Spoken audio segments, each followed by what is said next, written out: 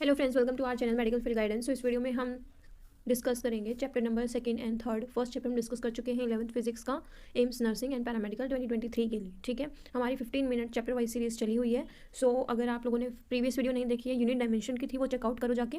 Part 2 है ये, इसमें हम डिस्कस करेंगे motion in 1D and basically motion in plane. ये 2 चैप्टर, टोटल 14 चैप्टर हैं। 3 चैप्टर इस वीडियो के थ्रू हम कंप्लीट कर चुके होंगे, तो 11 चैप्टर रह जाएंगे। 2 से 3 दिन में आगे हम ये जो बाकी चैप्टर हैं वो कंप्लीट कर लेंगे। ठीक है, तो मैं एक दिन में आपको हो सकता है कि 2 वीडियो भी प्रोवाइड कर सकती हूँ, 3 भी कर सकती हूँ, 4 भी कर सकती हूँ, क्योंकि मेरा मेन टारगेट है कि मैं आप लोगों का एटलीस्ट फिजिक्स वाला जो पोर्शन है वो कंप्लीट करवा दूँ जल्द से जल्द, और फिर मैं आपका जंप करूँ केमिस्ट्री के ऊपर। ठीक है, 15 मिनट सीरीज़ है, तो इसमें सारे इंपॉर्टेंट पॉइंट्स हम डिस्कस करेंगे हर एक चैप्टर के। और जो भी देखो, चैप्टर के ऊपर भी डिपेंड करता है। जैसे हमारा जो प्रीवियस चैप्टर था यूनिट डायमेंशन एंड मेजरमेंट, उसमें हमारा जो थ्योरी पोर्शन है वो कम है, तो इस वजह से उसमें टाइम कम लगा है। वो वीडियो हमारी बस 8 मिनट की थी। आज हम 2 चैप्टर इसी वजह से डिस्कस करेंगे, ताकि 10-10 मिनट के भी चैप्टर होंगे तो वो 20 मिनट में ओवरऑल खत्म हो जाए। ठीक है, सो ये जो हम फिजिक्स शुरू कर रहे हैं, ये हमारी बीएससी नर्सिंग और पैरामेडिकल एग्जाम्स के ओरिएंटेड है। जितने भी एंट्रेंस एग्जाम है बीएससी नर्सिंग और पैरामेडिकल के रिलेटेड, वो आप इनके थ्रू कर सकते हो।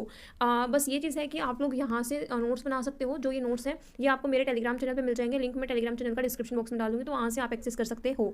दूसरा देखो, एक चैप्टर का थ्योरी करके, जो भी आपका लेक्चर है वो अटेंड करके आप कोशिश करिए कि आप उस चैप्टर की एमसीक्यू प्रैक्टिस करें जिस भी बुक से आप कर रहे हैं, और टेस्ट आप ज़रूर उस चीज़ के लिए अटैम्प्ट करें नेगेटिव मार्किंग के साथ, जो एम्स में होती है। ठीक है, तो अब हम टाइम ज़्यादा वेस्ट नहीं करते हैं, इस वीडियो को शुरू करते हैं। सो सबसे पहला चैप्टर है हमारा मोशन इन 1D। देखो, मोशन इन 1D में कुछ भी ज़्यादा नहीं है, गिनती के 4 टॉपिक हैं जो मेन है। ठीक है, जो 4 टॉपिक हैं उनमें आपका आता है basically acceleration, kinematic equations, speed और वेलोसिटी। ये 4 टॉपिक हमारे हैं जो मेन हैं, जहाँ से क्वेश्चन अराइज होते हैं।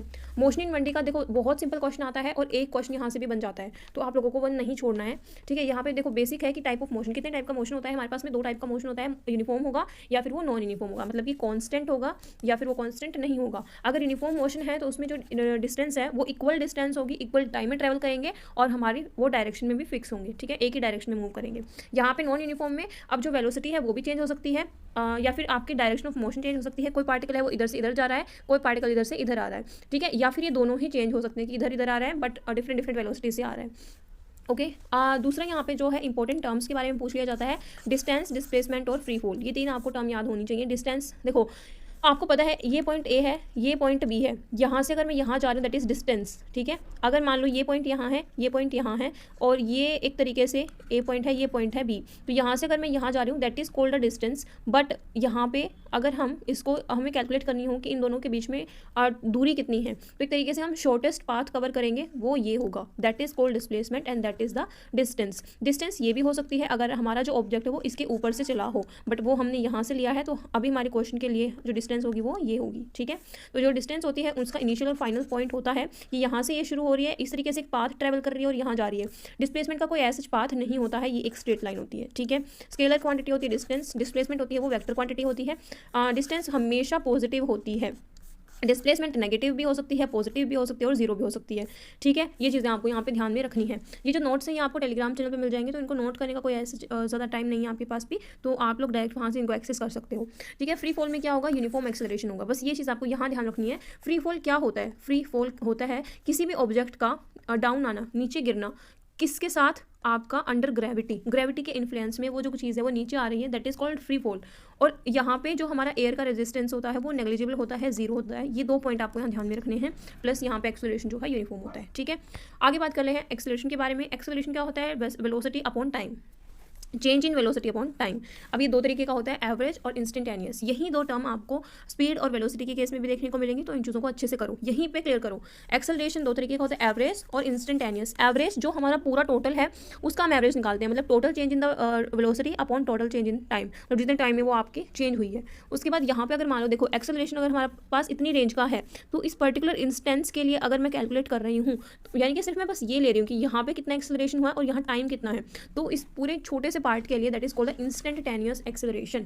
इन दोनों में आपको डिफरेंस पता होना चाहिए। ठीक है, काइनेमेटिक इक्वेशन बहुत इंपॉर्टेंट है। यहाँ से अगर मैं बात करूँ मोशन इन 1D का सबसे मेन टॉपिक आपका यही 3 इक्वेशन आपको याद होनी चाहिए। आप बहुत आराम से जो अपने क्वेश्चन है उसको सोल्व कर लोगे। तो पहली इक्वेशन हमारी v equal to u plus a t, दूसरी है s equal to u t plus half a t square, तीसरी हमारी v square minus u square equal to 2as। ये आपने 11th में पढ़ी होंगी, 11th बोर्ड्स 11th में बोर्ड नहीं होता, 11th क्लास में आपने चीज़ें करी होंगी, है ना। 12th में तो आप आती नहीं है।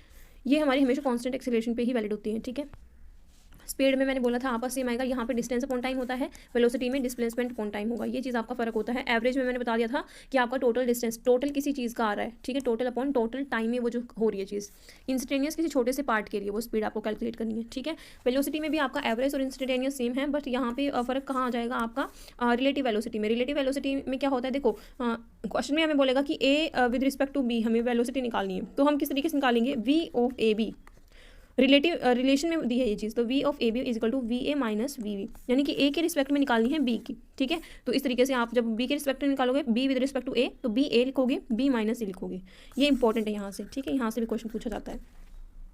नेक्स्ट जो हमारा चैप्टर है that is motion in plane. Motion in plane में हमारा वेक्टर वाला जो चैप्टर वो आता है, तो इसमें 3 चीज़ें होती हैं वेक्टर में आपको जानने के लिए। नंबर 1 टाइप, कितने टाइप का होता है। नंबर 2 यहाँ पे ना कुछ एडिशन वाले क्वेश्चन आपको मिलेंगे, ठीक है, जैसे आपका ट्रायंगल लॉ होता है, पैरेललोग्राम लॉ होता है, तो वो हम देखेंगे। क्वांटिटी वो हम प्लेन में डिस्कस करते हैं कि एक्स वाई प्लेन में हमारा डिस्प्लेसमेंट वेक्टर हो गया, वेलोसिटी वेक्टर हो गया, या फिर एक्सेलरेशन वेक्टर वो है कितना होगा। तो सबसे पहले टाइप देखो, 5 टाइप आपको ध्यान में रखने हैं, उससे ज़्यादा रखने की जरूरत नहीं है, यही मेन है। सबसे पहला है जीरो वेक्टर और नल वेक्टर। इसमें जीरो और नल दैट मीन्स जो मैग्नीट्यूड होगा वो तो जीरो होगा, बट डायरेक्शन क्या होगी इसमें, डायरेक्शन तो जीरो नहीं हो सकती, डायरेक्शन इसमें होगी आपकी आर्बिट्रेरी, ठीक है। उसके बाद यूनिट वेक्टर सिंपल है, ए वेक्टर अपॉन ए का मैग्नीट्यूड। नेगेटिव वेक्टर में क्या होगा, जैसे अगर हमारे पास में है कि हमें बताना है सी जो है वो नेगेटिव है, c is negative of vector d, c is negative of vector d, तो हम कैसे लिखेंगे सी को, किसका वेक्टर है, डी का, बट ये क्या है, नेगेटिव है, तो इसको इस तरीके से लिखा जाता है।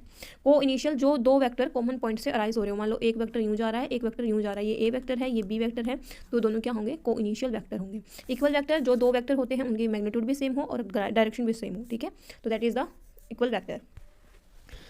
अब बात करते हैं ट्रायंगल लो के बारे में। देखो ट्रायंगल लो यहाँ पे इंपॉर्टेंट क्या है, जैसे आपको वेक्टर की डायरेक्शन देखनी है, ये इसका हेड होता है, एरो वाला पोर्शन हेड होता है, ये टेल होती है, ये जो है हेड टेल को टच कर रही हो, ठीक है, वो हम कॉर्नर लेंगे। यहाँ तो टेल है तो इस कॉर्नर को तो नहीं लेंगे, यहाँ हेड है और यहाँ टेल है तो इस कॉर्नर को हम लेंगे, यहाँ पे दोनों हेड हो जाएंगे तो ये कॉर्नर भी नहीं आएगा। तो हमेशा इस कॉर्नर के रिस्पेक्ट में जो सामने वेक्टर होगा that is our resultant vector, ठीक है। इस कॉर्नर पे जहाँ पे एक हेड और एक टेल मिल रहा हो उसके सामने वाला कौन सा वेक्टर होगा, रिजल्टेंट वेक्टर होगा, तो ये क्या होगा, P + Q, दैट्स इट। ये होता है हमारा ट्रायंगल लो।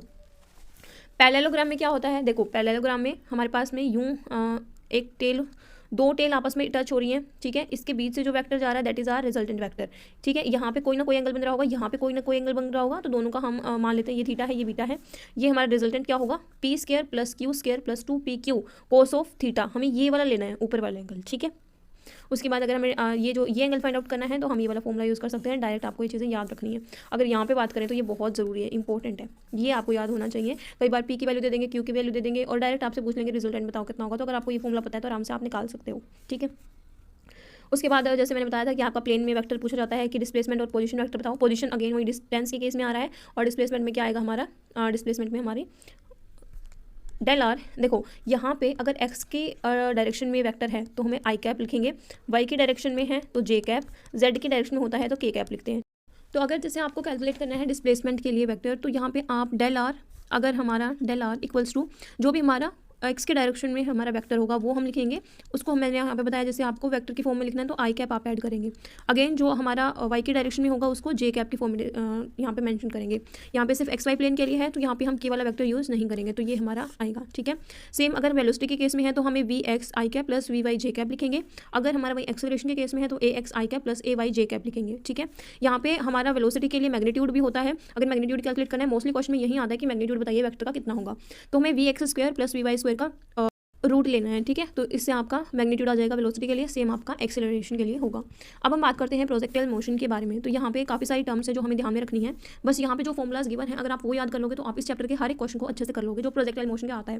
जैसे नीट के क्वेश्चन अगर आप देखते हो तो वहाँ पे थोड़े डिफिकल्ट लेवल के क्वेश्चन आते हैं, आपको बहुत सारी चीज़ों का ध्यान में रखना पड़ता है। बट यहाँ पे सिंपल आपको थीटा की वैल्यू गिवन होगी, यू की वैल्यू गिवन होगी, ग्रेविटी आपकी पता होती है, आप टोटल टाइम निकाल सकते हो, ठीक है। तो प्रोजेक्टाइल मोशन के लिए टोटल टाइम ऑफ फ्लाइट कितना होगा, 2u sin थीटा बाय जी, तो ये फॉर्मुला आपको ध्यान में होना चाहिए। मैक्सिमम हाइट के लिए क्या होगा, u² sin² theta by 2g, u² sin² theta by 2g। Horizontal range के बारे में अगर पूछा जाए तो u² sin² theta by g, u² sin² theta by g. यहाँ पे वहीं अगर बात करें सेंट्रीपिटल एक्सेलरेशन के बारे में तो यहाँ पे हम क्या मेंशन करेंगे, सेंट्रीपिटल एक्सेलरेशन हमारा होता है v² बाय r, ये फॉर्मुला होता है। कई बार ना क्वेश्चन में ऐसा पूछ लेते हैं कि ना जैसे सेंट्रीपिटल एक्सेलरेशन देंगे और हमें सिर्फ यही पता होता है और क्वेश्चन में हम हो सकता है कि रेडियस और ओमेगा की वैल्यू गिवन हो, तो उस पॉइंट पे तो हम ये वाला फॉर्मूला यूज़ नहीं कर सकते हैं, तो हमें ये याद होना चाहिए। तो यहाँ पे जितने भी फॉर्मूलाज याद हैं वो आपको होने चाहिए अच्छे से, ठीक है। v is equal to R omega होता है, तो यहाँ से जब आप v की वैल्यू पुट करोगे आर स्क्वायर ओमेगा स्क्वायर आएगी, और ये आर आपका नीचे है, एक से कट जाएगा तो आर ओमेगा स्क्वायर, वो तो बाद की बात होती है, बट आप यहाँ से ऐसे डायरेक्ट याद कर लो, ठीक है। उसके बाद आपके पास यूनिफॉर्म एक्सेलरेशन के केस में एंगुलर वेलोसिटी पूछ लेता है, एंगुलर एक्सेलरेशन पूछ लेता है। एंगुलर वेलोसिटी क्या हो जाएगी, omega is equal to theta by T, और यहाँ पे alpha is equal to omega by T, तो ये आपको ध्यान में होने चाहिए। नेक्स्ट और जो लास्ट जो हमारा मोस्ट इंपॉर्टेंट है कि ये भी डायरेक्ट पूछ लिया जाता है एम्स नर्सिंग के पेपर में कि इक्वेशन ऑफ ट्रेजेक्ट्री की जो इक्वेशन है वो क्या होगी ट्रेजेक्ट्री की, तो ये आपको पूरी अच्छे से याद होनी चाहिए। Y is equal to X tan theta minus T by U 2u square cos square theta into X square, ठीक है। तो ये हमारा चैप्टर था, यहाँ पे कंप्लीट हो चुका है।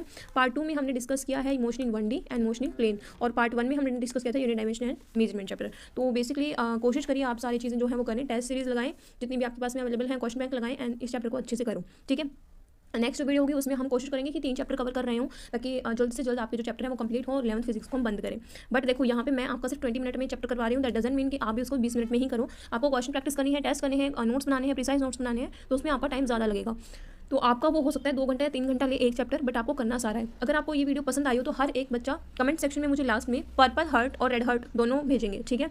और दूसरा प्लीज़ इस वीडियो को शेयर करो ताकि ज़्यादा से ज़्यादा बच्चे चीज़ें देख पाएँ और मुझे भी एक मोटिवेशन मिले कि मुझे आप लोगों के लिए और अच्छे से वीडियोज़ बनानी है और मैं आपका जो सिलेबस है वो कवर करवाऊँ इसी हेल्प से। क्योंकि एक होता है कि अगर आपको एक फास्ट रिविजन मिल जाती है तो कहीं ना कहीं आपके अंदर भी रेगुलरिटी आ जाती है कि हमें भी वो चीज़ें करनी है, ठीक है। तो जितना जल्दी हो सके वो चीज़ें करिए। जो बच्चे हैं कि हाँ हमें क्लियर करना है और हम थोड़ा सा है कि एक कंटिन्यू पाथ पे फोकस करेंगे और चीज़ें करेंगे रेगुलर बेसिस पे, तो वो हमारा पेड कोर्स भी ज्वाइन कर सकते हैं। वहाँ पे आपको अलग अलग टीचर्स पढ़ाएंगे, हर एक चीज़ डिटेल में वीडियोज होंगी, और दूसरा आपको क्वेश्चन बैंक और 200+ ऑनलाइन मॉक टेस्ट हैं, नेगेटिव मार्किंग आपकी एम्स वाली रहेगी, सारी चीज़ें जो है आपको सीक्वेंस में मिलेंगी, तो वो आपके लिए और ज़्यादा बेनिफिशियल होगा। वहाँ पे आपको हैंड नोट्स भी मिलेंगे, प्रॉपर माइंड मैप भी मिलेंगे और NCERT हाईलाइट्स भी मिलेंगे। So thank you for watching this video. कोई भी अगर डाउट एंड क्वेरी है तो आप मुझे कमेंट बॉक्स में बता देना, और ये वीडियो कैसी आई है वो भी मुझे एक बार इन्फॉर्म करना, ठीक है। Thank you so much.